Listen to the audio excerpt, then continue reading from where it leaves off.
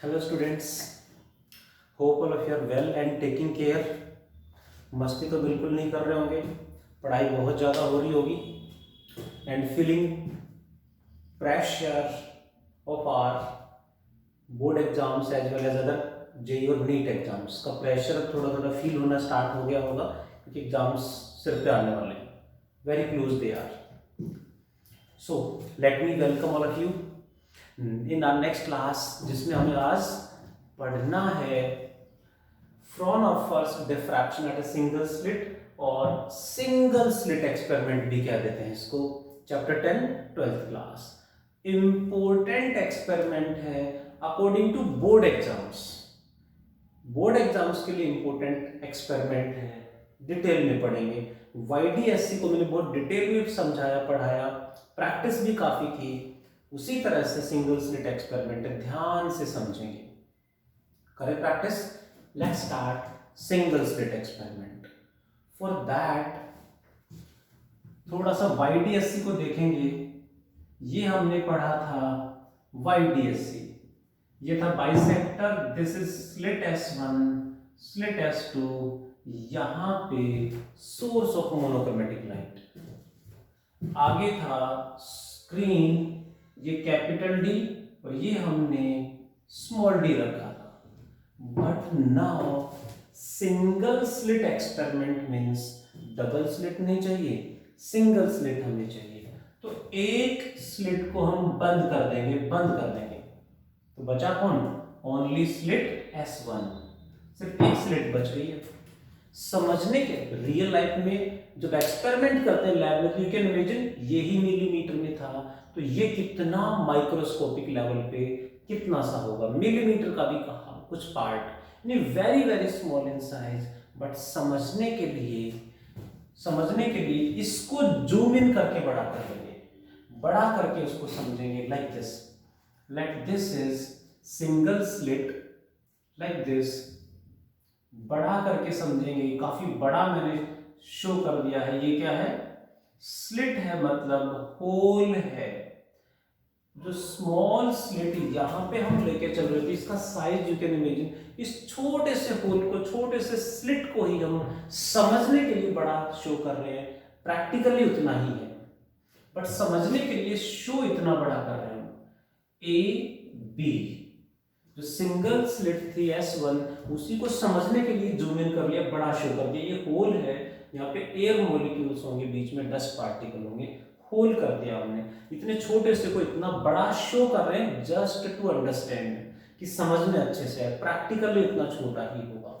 Next, अब bisector ये नहीं होगा, स्लिट का जो बाइसेक्टर होगा वहीं पे ये सेंटर ऑफ स्क्रीन नहीं होगा, ये सेंटर ऑफ स्क्रीन होगा, और यहां पे ओरिजिनल सोर्स ऑफ लाइट रहेगा। And what is small D? Distance between two slit in YDSC. Single slit में इस सिंगल स्लिट का जो विड्थ होगा उसी को हम बोलेंगे small D. Small D is width of the single slit. Hope you got it. Double slit और सिंगल स्लिट में डिफरेंस समझ में आ गया होगा। आगे हम रखेंगे screen, this is the screen, ये डिस्टेंस कैपिटल डी ही रखेंगे। एंड स्लिट का जो बाइसेक्टर होगा, स्लिट का जो बाइसेक्टर होगा उसी पे आगे आएगा centre of screen. Centre of screen कहां होगा? स्लिट के बाइसेक्टर पे होगा। सो डबल स्लिट में एक स्लिट को हमने बंद कर दिया है, तो क्या बन गया? Single slit experiment. होप कि थोड़ा सा समझ में आया होगा कि क्या डिफरेंस रहने वाला है। यानी वाईडीएससी में माइक्रोस्कोपिक लेवल पे हम स्टडी कर रहे थे, उससे और माइक्रोस्कोपिक लेवल पे चले गए हैं। माइक्रोस्कोपिक फिनोमेना है, डेली लाइफ में देखने को नहीं मिलता, बहुत रेयर कंडीशंस में। स्टडी करने के लिए लैब में एक्सपेरिमेंटल सेटअप लगाना पड़ता है। करें स्टडी। इसी पे यहां हम रखेंगे original source of monochromatic light. यहां से लाइट ऑल डायरेक्शन में जाएगी। अब यहां से लाइट यहां पहुंचेगी और यहां पहुंचेगी, तो यहां डिस्टेंस ज्यादा हो गया, ये कम हो गया, तो यहां जो लाइट पहुंचेगी वो सेम फेज में नहीं होगी, क्योंकि यहां डिस्टेंस ज्यादा है, यहां डिस्टेंस कम है। दैट्स वाई सेम फेज में नहीं होगी, जिससे कोहेरेंट सोर्सेज नहीं बनेंगे और प्रॉपर इंटरफेरेंस सुपरपोजिशन नहीं होगा। सो सेम फेज में लाइट यहां पहुंचे, for that we will take a convex lens, we will take a convex lens so that focus of the convex lens is this, इस lens का focus ये source of light है, source of light को हमने इसके focus पे रख दिया है। अब you know well, light focus से निकलेगी, लाइट फोकस से निकलेगी तो किधर जाएगी, light is coming from focus, then it converts into a parallel beam after refraction, यानी यहां से रिफ्रैक्ट होने के बाद it becomes a parallel beam. Same here, refract होने के बाद it becomes a parallel beam, parallel beam में कन्वर्ट हो जाएगी इस तरह से। दिस इज द विड्थ, यहां तक है स्लिट, ये पॉइंट हमारा है बी। वन मोर थिंग, बहुत सारी लाइट वेव्स निकलेंगी, पैरेलल बीम ऑफ लाइट यहां हिट करेगी, जैसे लाइट यहां पहुंचेगी, जैसे ही लाइट यहां पहुंचेगी, हर पॉइंट पे all particles become source of light, vibrate in same phase, source of light बन जाएंगे and emits light in all directions. यहां से लाइट ऑल डायरेक्शन में जाएगी, यहां से हर पॉइंट से लाइट ऑल डायरेक्शन में जाएगी। जो लाइट यहां से पहुंचेगी यहां पे और यहां से पहुंचेगी यहां पे, अगेन फिर वही प्रॉब्लम, इसका पाथ ज्यादा होगा, इसका पाथ कम होगा, सबका पाथ डिफरेंट होगा, सेम फेज में नहीं पहुंचेगी। क्या करें, one more convex lens we will take, one more convex lens we will take, so that focus of the lens L2 is the centre of screen.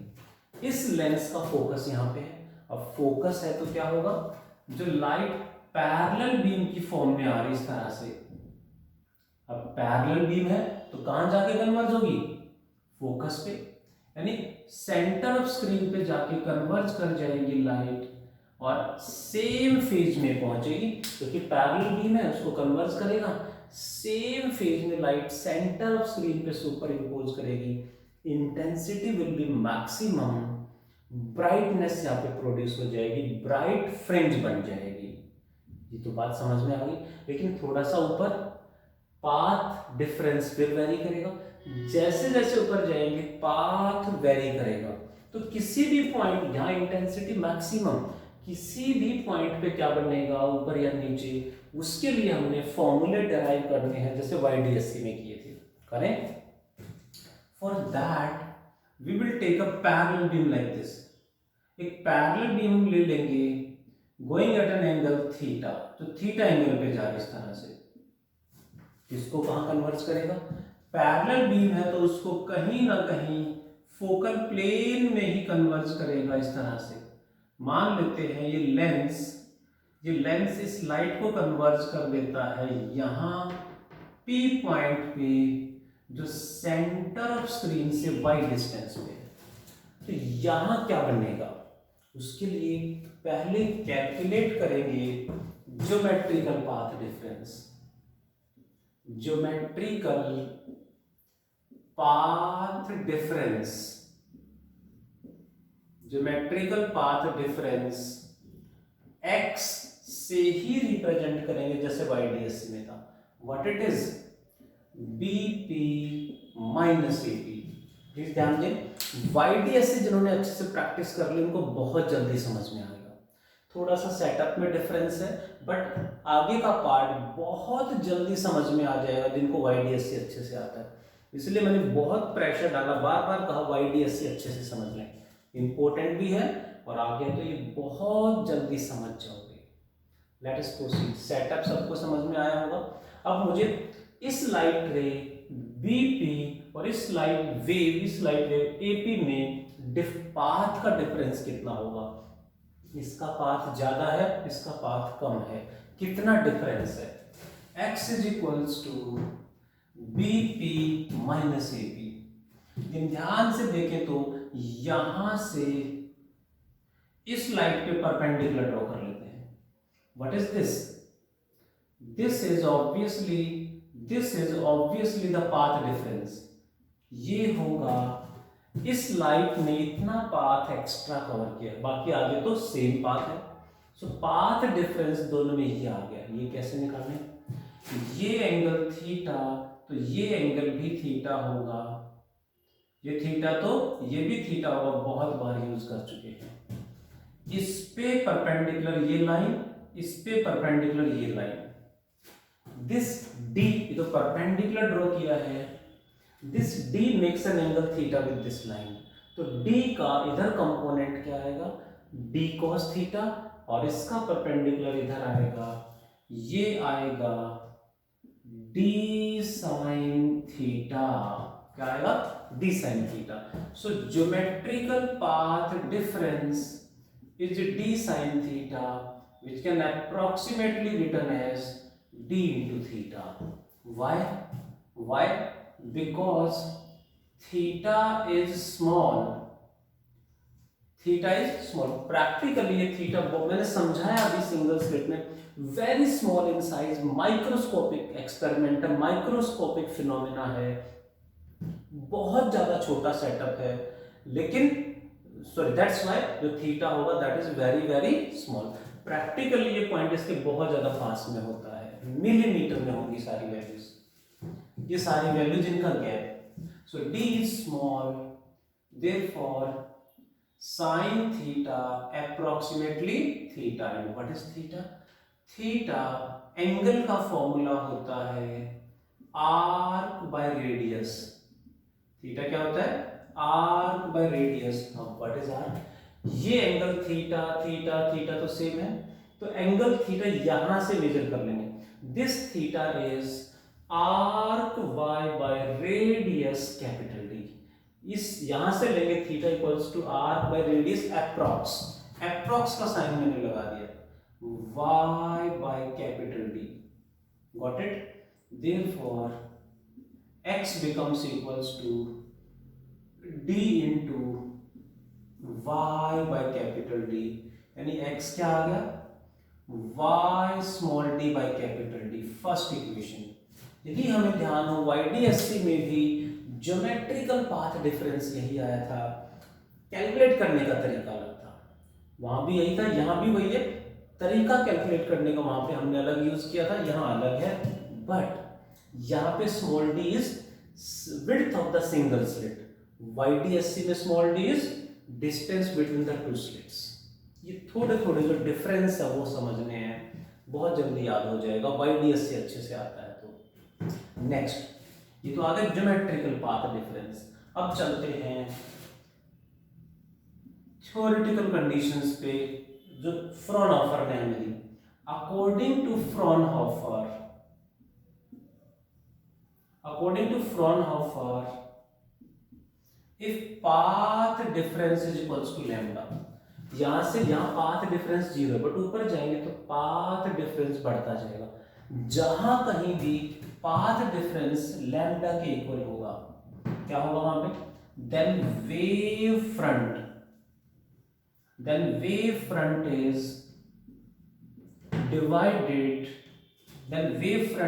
Is divided in two parts, that is lambda by 2 and lambda by 2. Two part में divide होगा and cancel out and cancel each other. एक दूसरे को cancel out कर देंगे, एक दूसरे को वेव फ्रंट ऑपोजिट हो जाएंगे, कैंसल आउट कर देंगे, मतलब इंटेंसिटी मिनिमम हो जाएगी. That is first dark fringe बनेगा. डार्क फ्रिंज को फ्रॉनहोफर ने सेकेंडरी मिनिमम कहा. First secondary minimum is produced. उसी तरह से if we will take if x equals to 2 lambda, what happened? Wave front is divided in 4 parts, lambda by 2, lambda by 2, lambda by 2 and lambda by 2, and cancel out in pairs. Pairs में cancel out हो जाएगा. Again intensity minimum क्या बनेगा, secondary minimum is produced, secondary minimum is produced. 3 lambda पे third secondary minimum is produced यानी third dark fringe, 4 lambda पे fourth fringe, and n lambda पे x equals to n lambda पे क्या बन जाएगा, nth सेकेंडरी मिनिमम, जिसे dark fringe भी कह सकते हैं, nth secondary minimum is produced. Got it all of you. n lambda पे थोड़ा सा हमें ध्यान आ रहा हो तो ये YDSC में nth ब्राइट के लिए थी, यहाँ पे nth मिनिमम यानी डार्क के लिए आ गई। ये सेम था, ये उल्टा हो गया, जो YDSC में nth ब्राइट के लिए था वो यहाँ पे nth डार्क यानी मिनिमम के लिए है। आगे बढ़ते हैं और क्या कहा फ्रॉनहोफर ने, if x equals to 3 lambda by 2, ऊपर जाएंगे तो पाथ डिफरेंस बढ़ता जाएगा, नीचे भी बढ़ेगा, बढ़ते बढ़ते जहां भी 3 लैम्डा बाई 2 होगा, wave front is divided in 3 parts, lambda by 2, lambda by 2, lambda by 2। A pair cancel each other. The remaining part of wavefront will produce maximum intensity. यानी क्या बन जाएगा, इंटेंसिटी मैक्सिमम यानी ब्राइट फ्रिंज, जिसे Fraunhofer ने maximum कहा। So first secondary maximum is produced, first secondary maximum यानी first bright fringe is produced. If x equals to 5 lambda by 2 तो क्या बनेगा, सेकेंड ब्राइट फ्रिंज यानी second secondary maximum is produced. If x equals to 7 lambda by 2, 9 lambda by 2, 11 lambda by 2 बढ़ते जाएंगे, nth में आएगा 2n plus 1 lambda by 2, क्या आएगा 2n प्लस 1 लैम्डा बाई 2। जहां भी पाथ डिफरेंस होगा वहां पे nth ब्राइट बनेगा, nth secondary maximum is produced. मतलब जो YDSC में nth डार्क के लिए था वो यहाँ पे nth ब्राइट के लिए आ गया मैक्सिमम, और जो nth ब्राइट के लिए YDSC में था वो यहाँ पे nth डार्क फ्रिंज के लिए मिनिमम के लिए आ गया। ये सेम है, ये कंडीशन उल्टी हो गई है। अब ब्राइट फ्रिंज के लिए इसको इससे कंपेयर कर देंगे, डार्क फ्रिंज के लिए इसको इससे कंपेयर कर देंगे, वी गॉट द आंसर। यही YDSC में स्टेप्स थे, comparing equations first and second. What we get, y d by capital D is first equals to second is n lambda. What is y, n lambda capital D by small d, equation number 4. What is this y, ये y क्या होगा, this is the distance of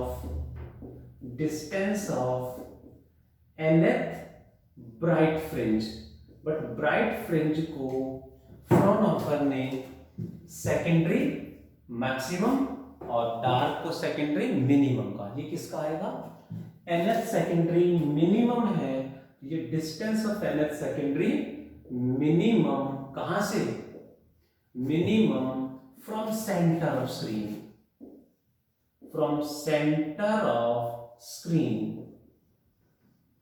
centre के screen से nth minimum यानी nth dark fringe कहां बनेगा, n lambda d by D. पहला dark कहां होगा, फर्स्ट डार्क कहां होगा, n इक्वल्स टू 1, y1 आ जाएगा। दूसरा डार्क कहां होगा, n की वैल्यू 2 पुट कर देंगे। तीसरा डार्क कहां होगा, 3 पुट कर देंगे। 10th डार्क कहां होगा, 10 पुट कर देंगे, 10 लैम्डा डी बाई डी। ये एग्जैक्टली YDSC में nth ब्राइट के लिए थी, यहां nth मिनिमम यानी डार्क फ्रिंज के लिए आ गई है। Got it? ये कंडीशन सेम थी, ये दोनों उल्टी हो गई हैं तो वो भी उल्टी हो जाएगी कंडीशन। इस तरह से YDSC से कंपेयर करके इसको समझ सकते हैं। बाकी obviously you know well, your choice, कैसे आप याद करते हैं, because your life your rules. Let me take one more, comparing equations first and third.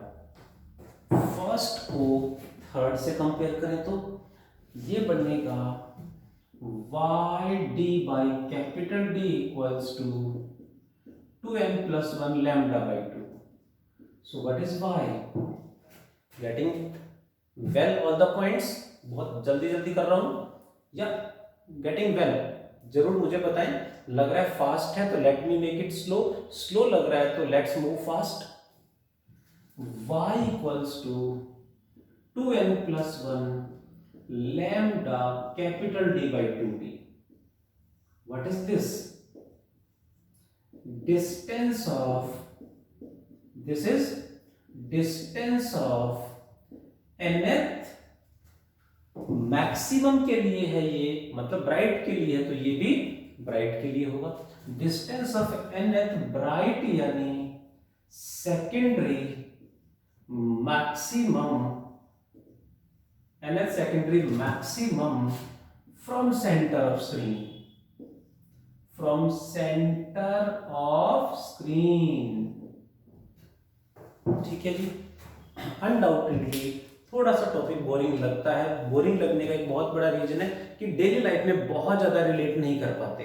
Daily life में हमें इसे समझने के लिए बहुत ही एक्यूरेट और एक्सपेरिमेंटल सेटअप लगाना पड़ता है लैब में। नॉर्मल कंडीशंस में हम डिफ्रैक्शन ऑफ लाइट को देखना हो तो बहुत ही एक्यूरेट कंडीशंस में कुछ एग्जांपल हैं जिससे हम देख सकते हैं। स्टडी करना है तो लैब में सेटअप लगाना पड़ता है, माइक्रोस्कोपिक फिनोमेना है, इसलिए डिफिकल्ट भी थोड़ा सा लग रहा होगा क्योंकि डेली लाइफ में कम रिलेट कर पाते हैं। अच्छा चलिए आए टॉपिक पे। फर्स्ट वन इज, फर्स्ट कहां बनेगा, n की वैल्यू 1 पुट कर दें, 2 into 1 is 2 plus 1 is 3, y1 is 3 lambda d by 2d। मतलब ये क्या है, distance of first secondary maximum यानी first bright fringe. Second bright कहां बनेगा, n की वैल्यू 2 पुट कर देंगे, ये बनेगा 2 into 2 4 plus 1 5 lambda d by 2d। Third कहां बनेगा, 3 पुट कर देंगे, फिफ्थ कहां बनेगा 5, सिक्स्थ सेवंथ कहां बनेंगे, जो भी निकालना वही वैल्यू पुट कर देंगे। इस तरह से ब्राइट एंड डार्क फ्रिंजेस बनते चले जाएंगे। ब्राइट एंड डार्क फ्रिंजेस को फ्रॉनहोफर ने कहा, ब्राइट एंड डार्क फ्रिंजेस को फ्रॉनहोफर ने कहा सेकेंडरी मैक्सिमम यानी ब्राइट एंड सेकेंडरी मिनिमम यानी डार्क फ्रिंज। Almost completed. बस इसमें मुझे छोटा सा पॉइंट और बताना है, that is fringe width.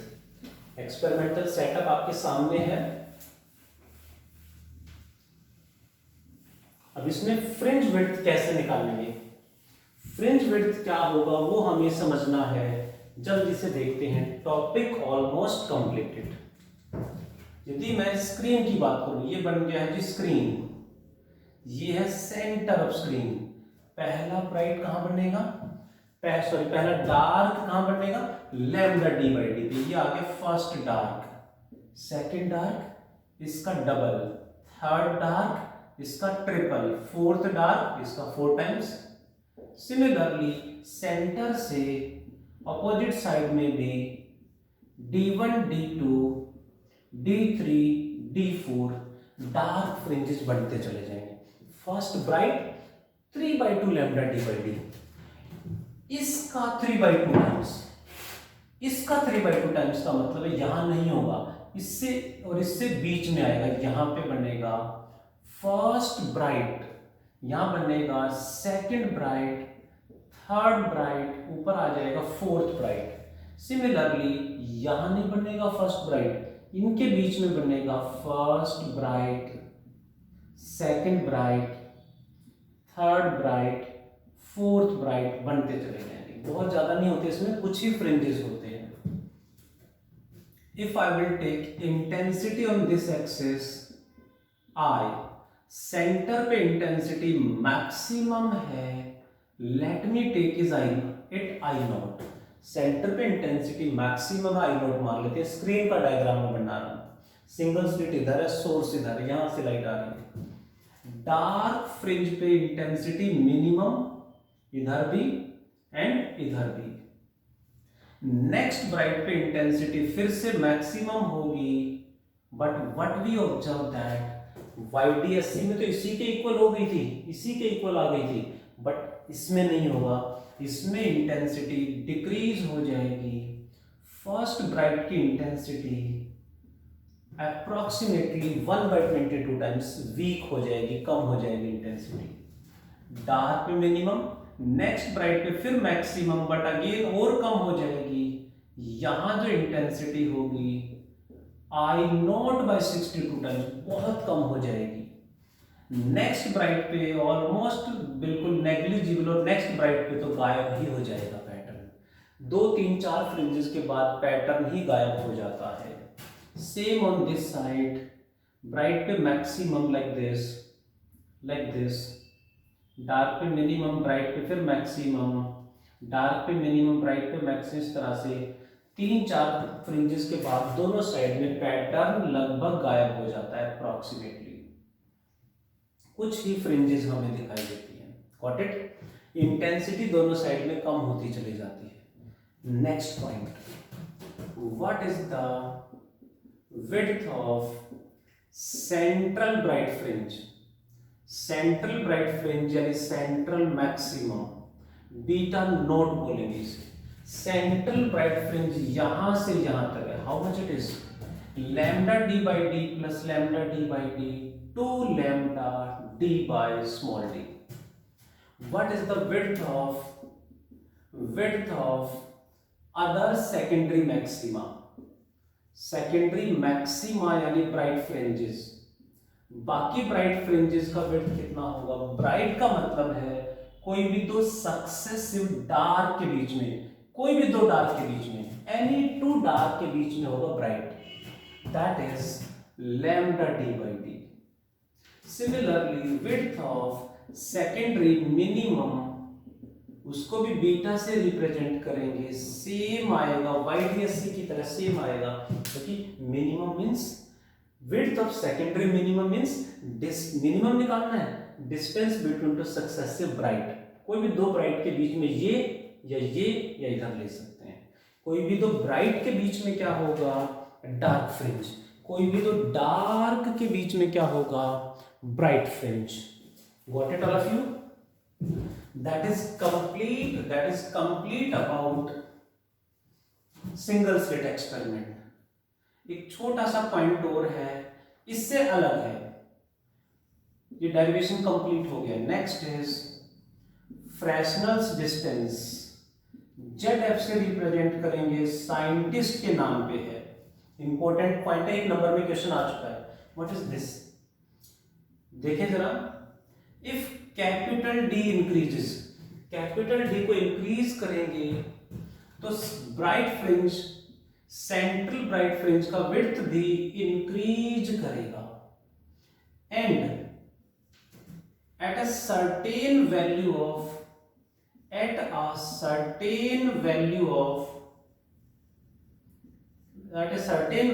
D, जिसे हम ZF बोलेंगे, half of central maximum, half of central maximum यानी इसका हाफ स्लिट विड्थ के इक्वल हो जाएगा।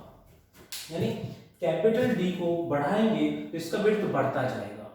At a certain value of capital D, half of central bright fringe width equal to slit width. What is half of beta naught? Beta naught is 2 lambda capital D by small d equal to slit width. Got it? 2 से 2 cancel. What is capital D? D square by lambda. This value, capital D की बहुत सारी values हैं, but capital D की इस इस value को कहा जाता है फ्रेस्नेल डिस्टेंस। इस वैल्यू को फ्रेस्नेल डिस्टेंस बोलते हैं। ये value of Fresnel distance why important, important क्यों है, ये भी एक छोटा सा पॉइंट है। What is this? यदि हम डिस्टेंस कैपिटल डी को तो इससे ज्यादा भी कम कर सकते हैं, कम भी कर सकते हैं।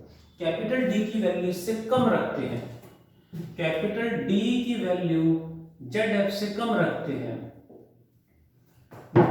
then wave optics is valid, wave optics is valid। क्या मतलब इसका वो भी समझा रहा हूं।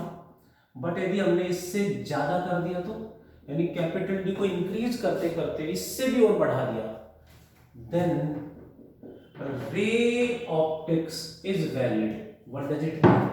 इसका मतलब है यदि हम इससे भी ज्यादा स्क्रीन को इससे और ज्यादा दूर ले जाते हैं तो फ्रिंज पैटर्न गायब हो जाएगा। मींस फ्रिंज पैटर्न गायब हो जाएगा, यानी फ्रिंजेस अपीयर नहीं होंगी। Means we are not able to prove light as a wave. कि लाइट सुपर इम्पोज तो कर रहे हैं बट हमें पैटर्न इतना माइक्रोस्कोपिक फिनोमिना हो जाएगा कि हम उसको ऑब्जर्व भी नहीं कर पाएंगे। डी की वैल्यू जेड एफ से कम रखा है तो फ्रिंजेस अपीयर होंगी, फ्रिंजेस अपीयर होंगी means we can prove light as a wave. लेकिन इससे ज्यादा करते ही लाइट वेव तो है बट इस कंडीशन में फ्रिंज पैटर्न गायब हो जाएगा। मींस हमारे पास कोई ऐसा प्रूफ नहीं है कि हम कह सकें लाइट इज अ वेव।